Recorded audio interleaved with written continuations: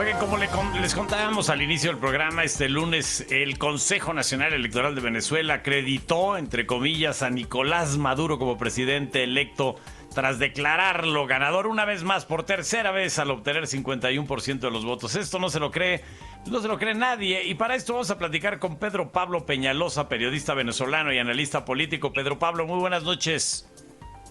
¿Qué tal? ¿Cómo estás? Buenas noches. ¿Cuál es la situación que se vive postelectoral en Venezuela en estos momentos y cuál es tu óptica de lo que venga?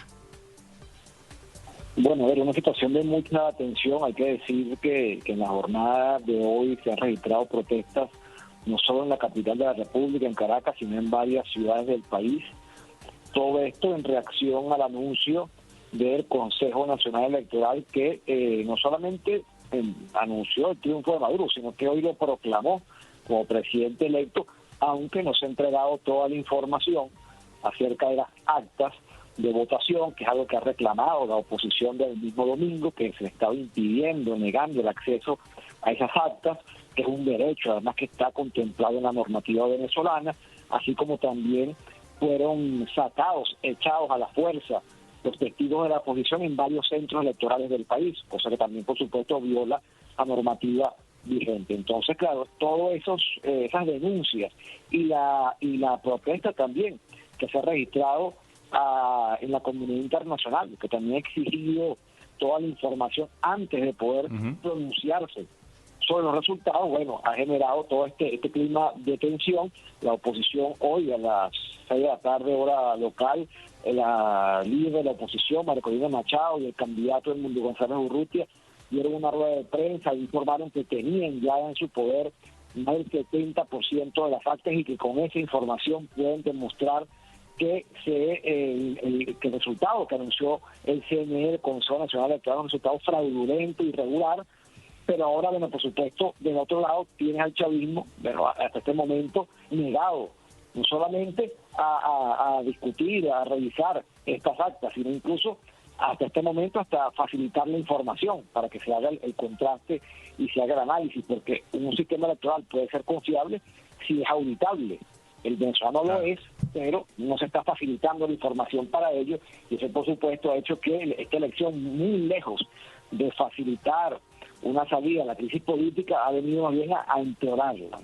¿Qué es lo que sostiene todavía a una dictadura tan desprestigiada como Maduro internamente en Venezuela? ¿El dinero, las armas, el miedo? ¿Qué es?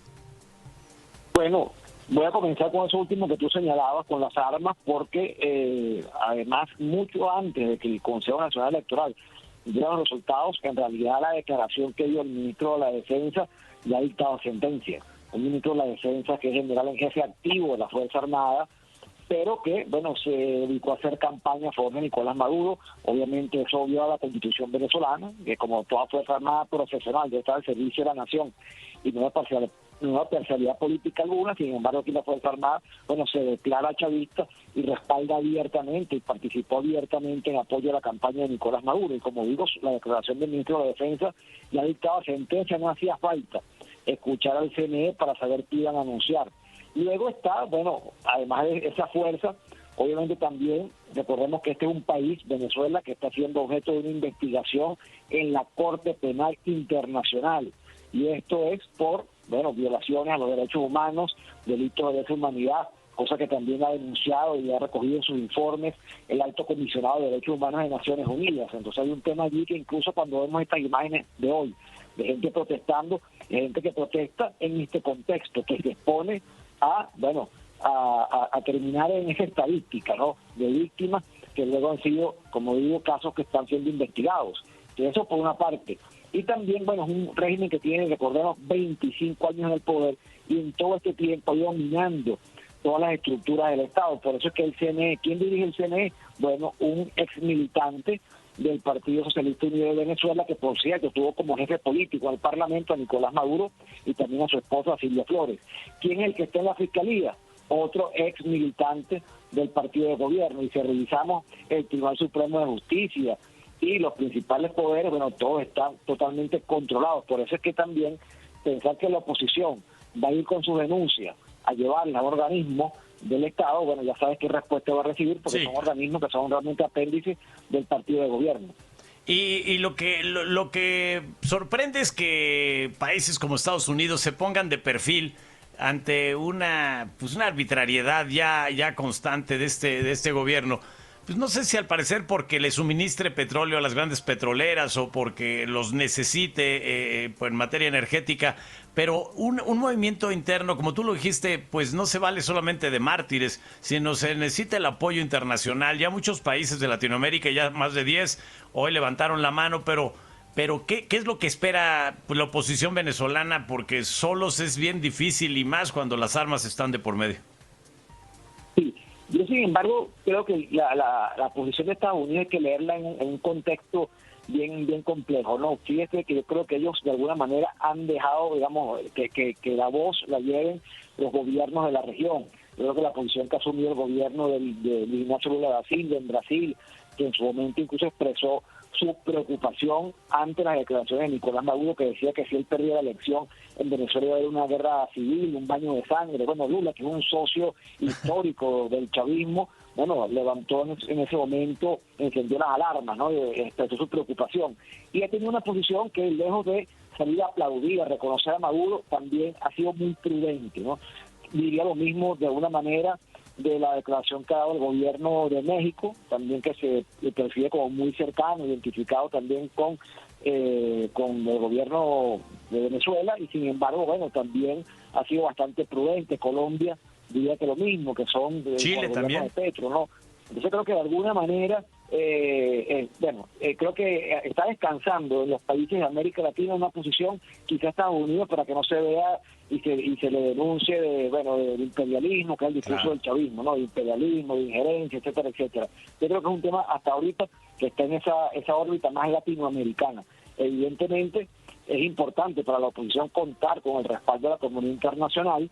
La comunidad internacional no va a resolver el problema, eso está clarísimo, un problema que se resolverá en Venezuela, entre venezolanos, pero sin duda tener ese apoyo, ese respaldo, ese acompañamiento es fundamental, porque como tú dices, bueno, es una pelea totalmente desequilibrada. Entonces al menos tener ese apoyo sí te da oxígeno para tú mantener esa protesta, ¿no? Claro, Pedro Pablo, estoy hablando con Pedro Pablo Peñalosa, periodista venezolano y analista político, sobre la situación que vive Venezuela. ¿Qué es lo que sigue? Porque el pueblo pues tiene ahorita el ánimo, ahorita el enojo, pero el día a día, pasado mañana, tendrán que ir a ganarse la vida, a trabajar. ¿Las Fuerzas Armadas seguirán apoyando a este dictador? Bueno, es que yo creo que esa es la pregunta, ¿no? No solamente, digamos, las Fuerzas Armadas, sino cuando se pregunta es, dentro del chavismo, porque tú ves que la oposición de alguna manera hace el trabajo. La oposición, destaquemos algo, participa en una elección totalmente desequilibrada, que está minada por una serie de irregularidades, partiendo del hecho de que la candidata elegida en primarias por la oposición, María Corina Machado, fue inhabilitada por Nicolás Maduro. Y de allá para abajo, bueno, la lista de irregularidades, de abusos, de atropellos es larguísima, es extensa, ¿no? Sin embargo, participó. Entonces, a lo que voy aquí es que la pregunta es, yo creo que la pelota de alguna manera ya está en el campo de las fuerzas del chavismo. Es decir, dentro del chavismo, si está esta protesta, si está este reclamo, si llega a presentar las evidencias que dejen allí al descubierto que hay irregularidades, bueno, seguirá acompañando a Nicolás Maduro. No habrá dentro del chavismo alguna fisura, alguna duda, alguna inquietud por lo que está ocurriendo aquí. Hay que señalar que los hechos están, ocurriendo mientras hablamos, y hay que ir evaluando qué va pasando. En muchas ocasiones, y esto lo advierten los teóricos, los expertos, las elecciones en regímenes de este tipo, regímenes autoritarios, no son el punto de llegada, ¿no? Sino que más bien se convierte en un factor, un elemento que sirve como catalizador para promover el cambio. Hay que ver, repito, cómo evolucionan los hechos. Claramente la elección no fue ese punto de llegar a ese punto final, pero sí puede ser, sí puede convertirse, en caso de que continúe la protesta, en caso de que haya claros elementos que muestren el fraude, y también que se dé este acompañamiento internacional, puede ser que se convierta esto en un elemento que contribuya a una transición, pero para eso es fundamental que desde dentro del chavismo haya pasos en ese sentido. Si el chavismo se cierra en banda, digamos, juega cuadro cerrado con lo que ha dicho Nicolás Maduro, creo que va a ser muy difícil que haya cualquier tipo de cambio. No hace falta que desde dentro del chavismo haya quienes también estén dispuestos a facilitar y abrir un camino de entendimiento y de transición. Pedro Pablo, muchísimas gracias por tus palabras, de verdad, en la medida que el periodismo de verdad difunda la verdad que está de lo que está ocurriendo en Venezuela, yo creo que ahí está el apoyo que nuestra trinchera pueda ofrecer, y no porque nos carguemos de un lado, sino porque hemos visto la evolución de la injusticia y de la barbarie con este tipo de gobernantes. Gracias, Pedro Pablo Peñalosa. Gracias a ustedes, un abrazo.